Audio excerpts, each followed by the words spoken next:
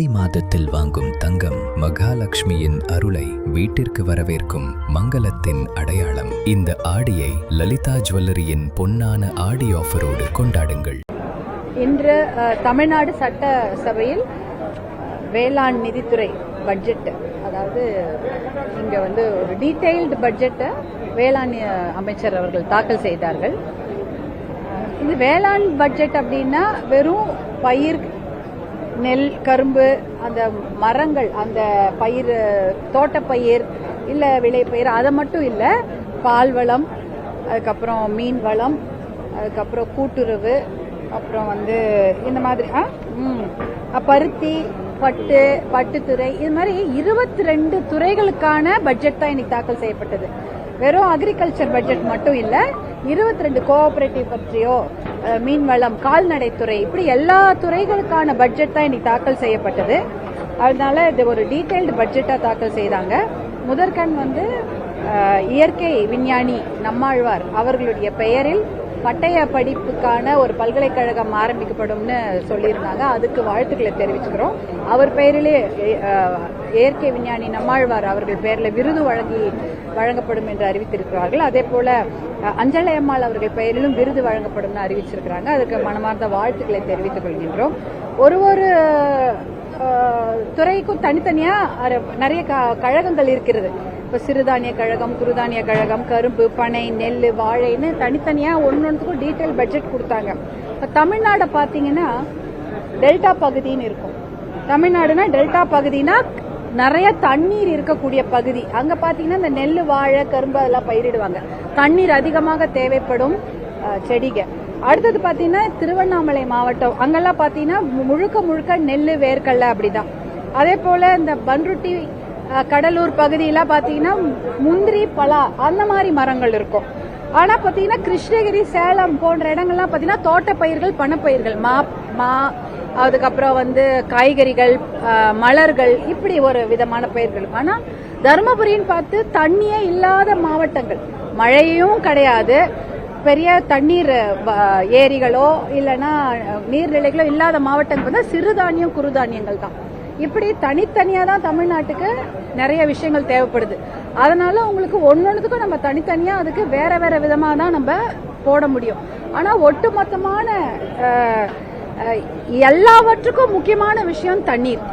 நீங்க இவ்வளவு பெரிய பட்ஜெட்டை டீடைலா போட்டிருக்கீங்க, ஆனா தண்ணீருக்கான முக்கியத்துவத்தை கொடுக்கவே இல்லை. நீர்ப்பாசன திட்டங்களுக்கு முக்கியத்துவம் கொடுக்கப்பட்டிருக்கணும். அது நேற்றைய பட்ஜெட்லயே நாங்க எதிர்பார்த்தோம். பாத்தீங்கன்னா ஒரு சில குண்டாரி இணைப்பு திட்டம் போன்ற திட்டங்கள் தான் கொடுத்திருக்கிறாங்க, டிபிஆர் தான் வாங்கியிருக்காங்க.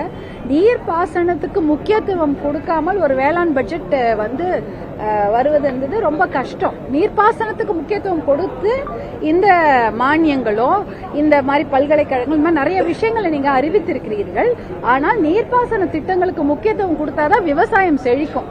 அதனால நீர்ப்பாசன திட்டங்களுக்கு முக்கியத்துவம் கொடுக்கக்கூடிய எந்த அறிவிப்பும் இதுல வரல.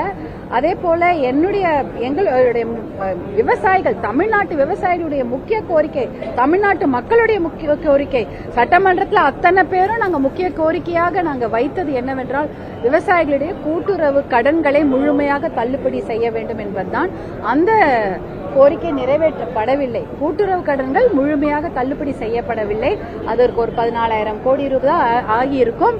ஆனால் இதுல என்ன ஒரு விஷயம்னா, இன்னொன்று மின்சாரம், இலவச மின்சாரத்தை பற்றிய மிகப்பெரிய அறிவிப்புகள் வரவில்லை. கிட்டத்தட்ட 2 லட்சம் பேர் இலவச மின்சாரத்துக்காக பதிவு பண்ணியிருக்கிறாங்க. தட்கல் முறையில ஒரு 50,000க்கு மேல பதிவு பண்ணியிருக்காங்க. அவர்களுக்கு இலவச மின்சாரம் வழங்கப்படுமா அப்படின்ற அறிவிப்பு வரல. ஏற்கனவே இருக்கிற இலவச மின்சாரம் அவங்களுக்கெல்லாம் வழங்கப்படும்ன்றாங்க. ஆனா இதுக்காக பதிவு பண்ண விவசாயிகளுக்கு இலவச மின்சாரம் வழங்கப்படுவதை பற்றி அறிவிப்புகள் புதுசாக இல்லை. அதே சமயம் நெல், அதாவது ஒரு குவிண்டாலுக்கு அது 5,000 ரூபாய் கொடுக்க வேண்டும் என்று பாட்டாளி மக்கள் கட்சியுடைய ஒரு கோரிக்கை. அதுதான் நாங்க எலெக்ஷன் மேனிபெஸ்டோலையும் கொடுத்திருந்தோம். அதே போல ஆளுங்கட்சி அவர்களுடைய எலெக்ஷன் மேனிபெஸ்டோலையும் 3,500 ரூபாய் கொடுக்கப்படும்னு நெல்லுக்கு சொல்லியிருந்தாங்க. ஆனா அதை பற்றி அறிவிப்பு இதுல வரல. அதாவது ஒரு கொள்முதல் விலையை அரசாங்கம் தான் நிர்ணயிக்க முடியும். அந்த அரசாங்கம் கொள்முதல் விலையை பழைய அளவுக்கு தான் இருக்கு. 2350 2500 ரூபாய் தான். ஆனா 3500 ரூபாயாக உயர்த்தப்பட வேண்டும் என்ற தேர்தல் வாக்குறுதி இதுல நிறைவேற்றப்படவில்லை. அதே போல கரும்பு 5000 ரூபாய் ஒரு டன்னுக்கு கொடுக்க வேண்டும் என்பது பாட்டாளி மக்கள் கட்சியினுடைய ஒரு கோரிக்கை. தமிழக வெற்றி கழகமும் கரும்பு ஒரு டன்னுக்கு 4500 ரூபாய் கொடுக்கப்படும் என்று அறிவித்திருந்தார்கள். அதை பற்றிய ஒரு அறிவிப்பும் இதுல வரல. அதாவது கொள்முதல் விலை கரும்புக்கும் நெல்லுக்கும் உயர்த்தப்படும் என்ற அறிவிப்பு இதுல வரல. அது ஒரு மிகப்பெரிய ஏமாற்றம் தான். அதே போல இன்னொரு விஷயம் பாத்தீங்கன்னா, நெல் கொள்முதல் நிலையங்கள் எங்க பார்த்தாலும் இப்ப நெல் கொள்முதல் நிலையங்கள் நீங்க என்ஹெச்ல போய் பாருங்க, நேஷனல் ஹைவே நம்ம திண்டிவனம் போறது நேஷனல் ஹைவே, அந்த ரோட்ல கூட பாத்தீங்கன்னா உங்களுக்கு வலது பக்கத்துல பெரிய இடத்துல நெல் மூட்டையெல்லாம் ஓங்கூர் டோல்கேட் பக்கத்துல நெல் எல்லாம் அடுக்கி வச்சிருக்காங்க மூட்டைகளே. ஆனா அதுக்கு மேல கூரை அமைக்கப்பட வேண்டும். நீங்க நெல் கொள்முதல் நிலையங்கள்ல முக்கியமான ஒரு விஷயம், மேல மேற்கூரை அமைத்தால்தான் இந்த நெல் மூட்டைகளை நீங்கள் சேமித்து வைத்து நீங்க அதுக்கப்புறம் பப்ளிக் பிடிஎஸ்க்கு அனுப்புவீங்க. ஆனா தார்பாய் கொடுக்கறதா சொல்லியிருக்காங்க.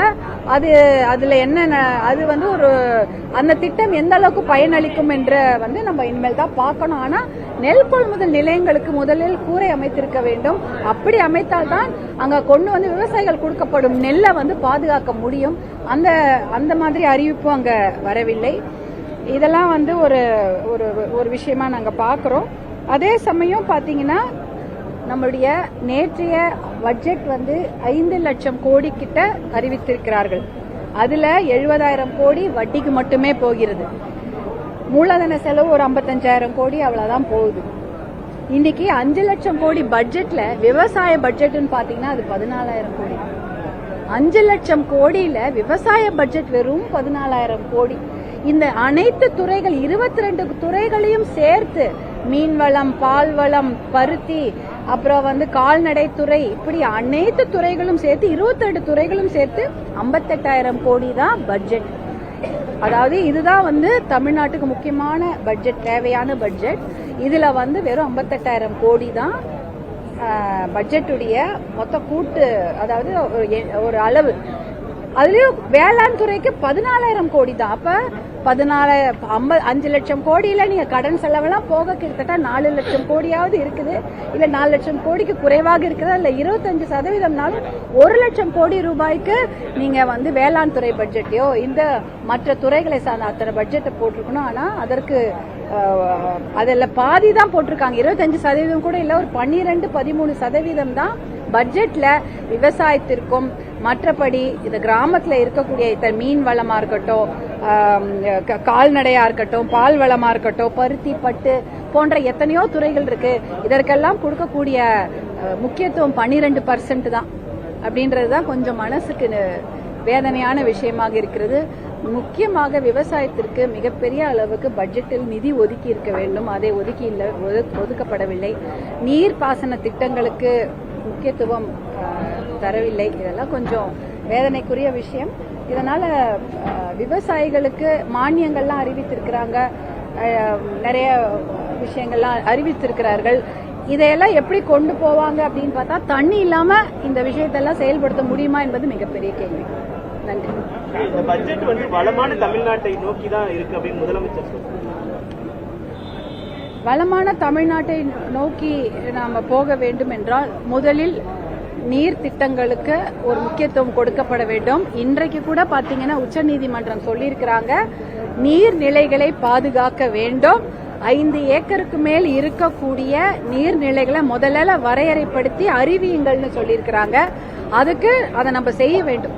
அந்த நீர்நிலைகளை பாதுகாத்தாலே போதும், நம்ம விவசாயத்துக்கு ஒரு முக்கியத்துவம் கொடுத்த மாதிரி இருக்கும். அதனால நீர்நிலைகளை பாதுகாக்கக்கூடிய முயற்சியில முதல்ல நம்ம ஈடுபட வேண்டும்.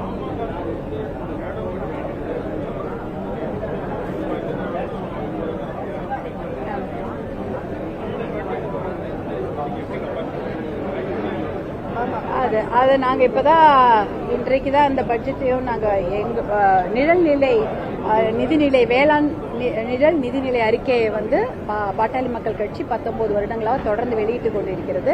முக்கியமாக அது நீர்ப்பாசன திட்டங்களுக்கு தான் முக்கியத்துவம் கொடுக்கப்பட்டிருக்கும். அது இதில் இல்லாதது தான் நம்ம ஒரு கம்பேரிசனாக பார்க்கலாம். இன்னும் நிறைய விஷயங்கள் இருக்கும்.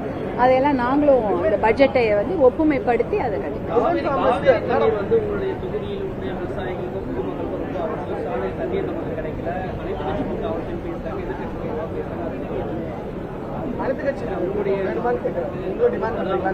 ஆமாமா கண்டிப்பாக அது அப்படிப்பட்ட அனைத்து கட்சி கூட்டத்தை கூட்டி ஒருமித்த கருத்தை கொண்டு போய் நம்ம புதுடெல்லியில போய் நீர்வளத்துறை அமைச்சர் பிரதம மந்திரியெல்லாம் பார்க்க வேண்டும் என்ற ஒரு கோரிக்கையை மருத்துவர் அன்புமணி அவர்கள் தான் முதல்ல சொன்னார். நன்றி. 22 துறைகளும் சேர்த்து ஒரு அறிக்கை விட்டுருக்காங்க. நீங்க தொடர்ச்சியா போராடுறது பள்ளிக்கரண சதுப்பு நிலம் பாதுகாக்கப்பட வேண்டும். அந்த மாதிரியான அறிவிப்புகள் ஏதாவது இருக்கா?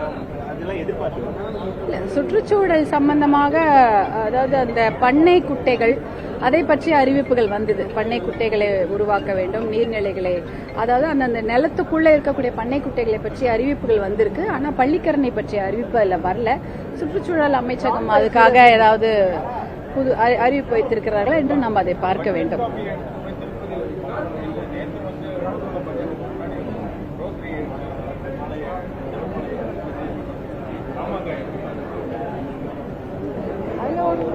என்ன அதனால என்ன, இப்போ எல்லாருடைய விருப்பம் தானே, அவங்கவுங்களுடைய விருப்பம். நன்றி நன்றி. ஆடி மாதத்தில் வாங்கும் தங்கம் மகாலட்சுமியின் அருளை வீட்டிற்கு வரவேற்கும் மங்களத்தின் அடையாளம். இந்த ஆடியை லலிதா ஜுவல்லரியின் பொன்னான ஆடி ஆஃபரோடு கொண்டாடுங்கள்.